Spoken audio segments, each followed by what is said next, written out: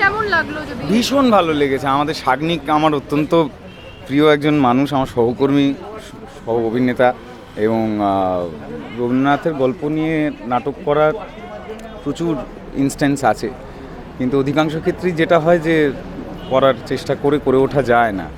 এটা খুবই আশাব্যঞ্জক একটা ব্যাপার যে সাগ্নিক এবং সন্তোষপুর মননের সবাই সুষ্ঠুভাবে গল্পটা বলতে পেরেছেন। এটা একটা বিশাল ব্যাপার, মানে এটা সত্যিই একটা অ্যাচিভমেন্ট, এবং আমার মনে হয় যে আরও শো এবং আরও প্রদর্শনীর মাধ্যমে আরও সুন্দর জায়গায় এই প্রযোজনা পৌঁছবে, মানে এটা আমার বিশ্বাস। আমার ভীষণ ভালো সময় কেটেছে, খুব ভালো লেগেছে। যদি একটু সংক্ষেপে বলো।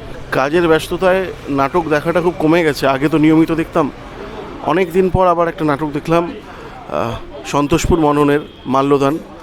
রবীন্দ্রনাথের লেখা, রবীন্দ্রনাথের গান আবহে, আর তার সাথে সন্তোষপুর মননের কুশীলবদের অভিনয় খুবই মুগ্ধ করলো। ওরা খুব চেষ্টা করেছে, ওদের পরিচালক এই মাল্যদানকে একটা অন্যরকম রূপ দেওয়ার চেষ্টা করেছে।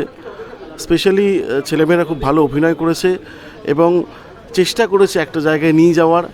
আগামী দিনে মননের সকলের জন্য শুভেচ্ছা রইল। ওরা আরও ভালো কাজ করুক, আরও ভালো কাজ আমরা দেখতে চাই। ভালো থাকবে।